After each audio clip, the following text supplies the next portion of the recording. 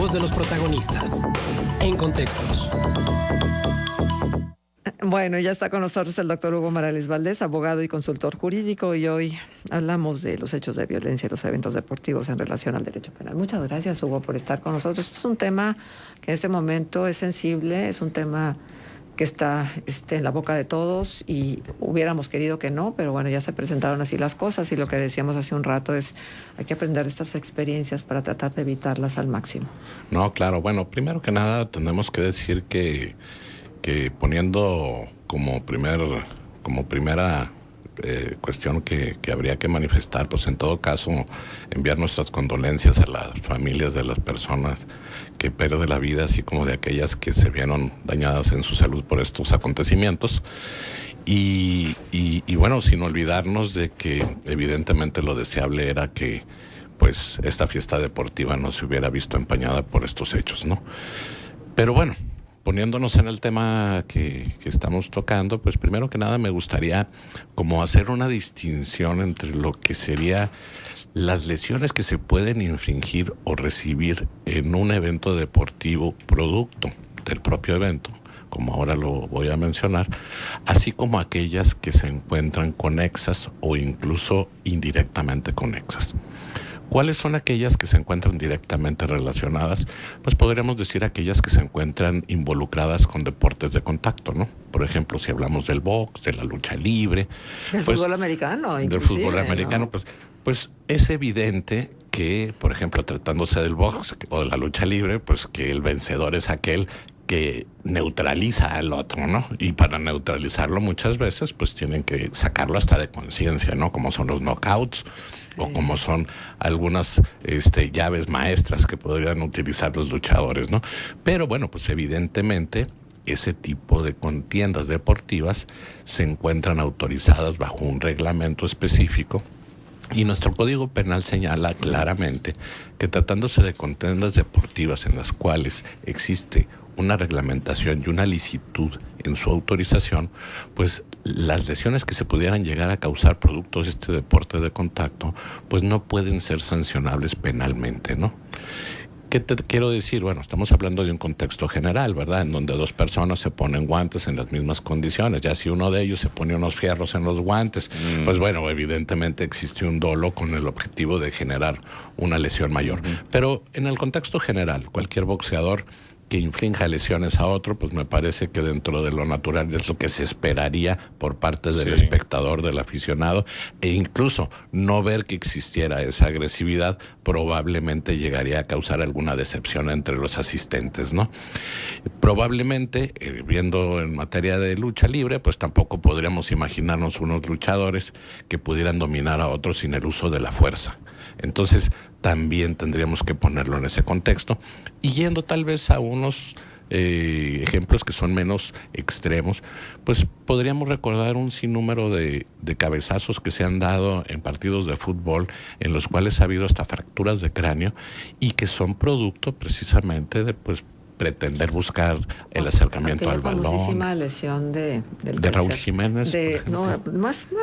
Más atrasito, de Franz Beckenbauer en uno de los mundiales. Claro, que tuvo que jugar con un brazo. En el partido del siglo en México 70, exacto, ¿no? Así con es. el hombro dislocado. Alemania-Italia. Claro. Entonces, bueno, hay una serie de hechos que la verdad es que ya podríamos decir que no podríamos contar con los dedos de las manos en ese contexto futbolístico, ¿no? Podríamos recordar otra de Ramón Ramírez aquí en el antiguo Estadio Corona.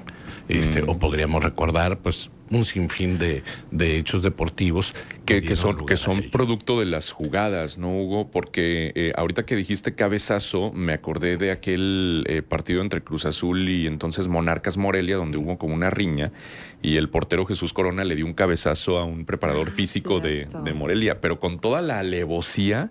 Entonces, ¿eso se sustrae también a la acción penal? Hay que decirlo que no forma parte del evento deportivo porque no está en juego el balón. Exacto, a eso quería llegar. Una denuncia. Podría haberla habido, sí. Así incluso como cuando hay riñas que sabemos si la haya habido, ¿no? Claro, cuando hay riñas incluso que se mete la policía y que incluso en el contexto de riñas ha habido hasta detenidos, ¿no? Claro. Ejemplos en Sudamérica de eso ha habido muchos. Y bueno, pues entonces tendríamos que definir primero, a ver, cuando se trata del evento deportivo per se, a cuando se trata de un evento deportivo en cuanto a sus relaciones conexas, ¿no? Tal vez el caso pues de relaciones conexas directas más evidente podríamos remitirnos a aquel juego de Querétaro contra Atlas, en el cual pues parte de la afición pues se encontró a golpes e incluso hubo heridos fatales, y que da lugar precisamente a que haya sanciones penales, producto de que, si bien se trata de un evento deportivo, no nos encontramos en las condiciones en las cuales los deportistas de contacto pueden llegar lícitamente a generar una lesión, ¿verdad? No quiere decir con esto que deseamos que se lesionen los deportistas, de ninguna manera, ni tampoco creemos que la violencia sea un medio adecuado como para divertirnos. Pero bueno, personalmente a mí me gusta ver las peleas de box y nunca esperaría que no hubiera un contacto, ¿no? Pero tampoco esperaría que alguien perdiera la vida, y sin embargo en algún acontecimiento deportivo lo han perdido. En el caso contrario, estamos hablando de la afición que se presenta en ese contexto y en la cual evidentemente la reacción de la policía o de los elementos preventivos o de las corporaciones en términos generales, pues tiene que ser inmediata para sofocar ese tipo de agresiones. En el caso de Querétaro sabemos que hubo una serie de negligencias que dieron lugar a que pues reventara literalmente esa situación y que hubiera un número de personas pues agraviadas e incluso cuestionadas en cuanto a su pasión por el fútbol, ¿no? O sea, esta parte también me parece importante, ¿no? Me parece que para el caso concreto del que vamos a hablar en el estado de Coahuila, pues yo creo que el hecho de que una o varias personas tomen una decisión negligente o dolosa, como quieran manejarlo, porque ahora vamos a tocar ese tema, pues tampoco nos marca a todos los laguneros, ¿no? Eso yo creo que tendría que quedar muy claro. Los laguneros ni los aficionados al Santos me parece que deberían ser catalogados como personas violentas. O primitivas. O de ninguna otra manera, que de alguna manera... Por ahí leí sí leí el artículo que mencionas, que me parece incluso que con gusto lo comento, en el sentido no solamente de que se hablaba de que hay una animadversión incluso contra las personas de la región sureste, ¿no? Como si el Monterrey fuera de la región sureste. O sea, un poco ambiguo el artículo que comentas, y que me parece totalmente irracional.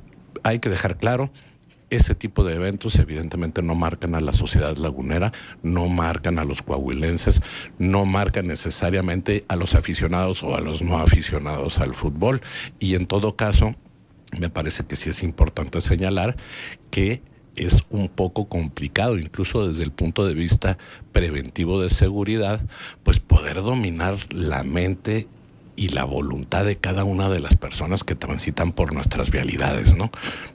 Yo veo imposible que una organización desde el punto de vista de seguridad preventiva, como sí la hay en los eventos deportivos en Coahuila, como hay unos comités previos para organizar precisamente la seguridad al interior y en los perímetros de los estadios, como hay también personal de seguridad pública, que pudiéramos dominar la mente de cada una de las personas que están en el estadio o que incluso se encuentran en el exterior circulando en un vehículo. Voy a poner un ejemplo que no está muy relacionado desde el punto de vista de las acciones, pero sí en cambio de los resultados. Yo te diría que si pusieran un policía en cada cuadra de Torreón o de cualquier municipio del estado o de cualquier municipio de la República, ello no significaría una reducción en materia de violencia familiar. ¿Por qué? Porque los problemas se dan adentro de la casa y un policía, desde el punto de vista preventivo, no puede generar un cambio en el aspecto psicosocial de una región o de un grupo de personas o en términos generales de la sociedad mexicana, ¿no?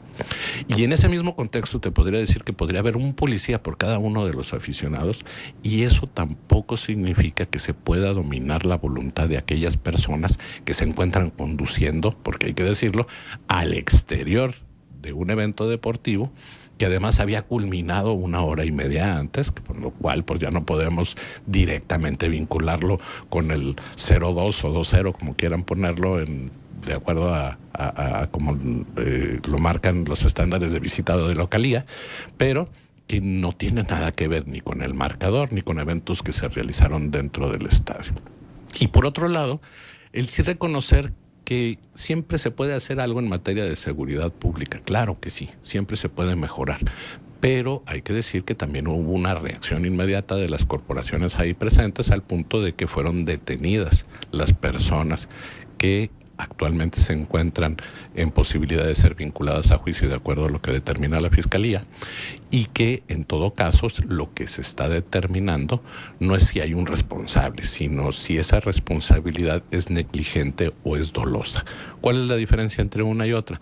Bueno, pues la negligencia nos habla de una conducción que a lo mejor no es maliciosa, que simplemente se debe a una persona que no tiene la experiencia suficiente o la astucia suficiente para poder conducir un vehículo, tal vez en las condiciones que se están señalando, de que estaba algo mojado el pavimento, de que tal vez hubo sí una preintención de asustar o de patinar un vehículo y evidentemente posteriormente perder el control, o en su defecto desde el punto de vista doloso con la clara intención de causarle daño a la salud de unas personas o de privarlos de la vida. ¿Verdad?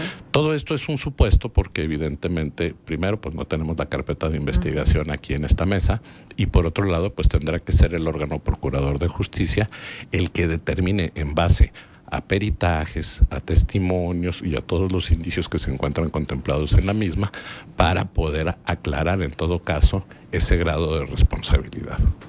Exactamente. Esta parte a mí me parece que es fundamental lo que tú vienes a ponernos sobre la mesa. Y entonces, porque acá se comentaba mucho sobre las declaraciones de las mismas autoridades, ¿no? Que había habido saldo blanco. Realmente, dado lo que tú nos has platicado y dado también lo que se considera saldo blanco dentro de un operativo de seguridad, ¿hubo saldo blanco o no hubo saldo blanco?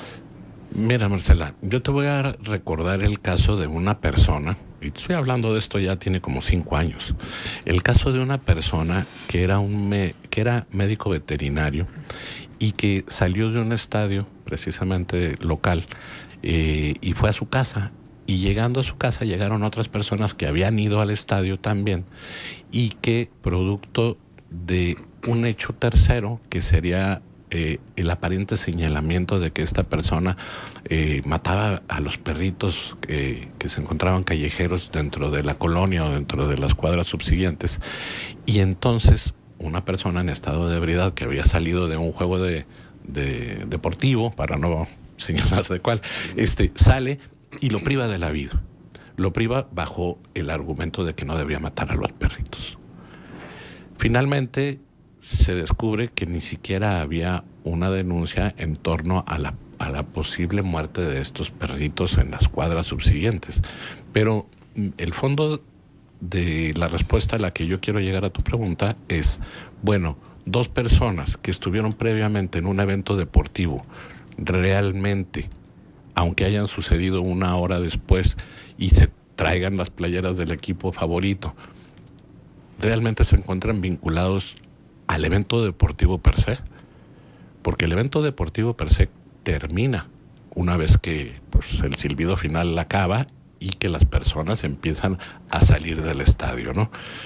Donde yo creo que ha faltado un poco de claridad por parte de nuestras autoridades en el sentido de decir algo.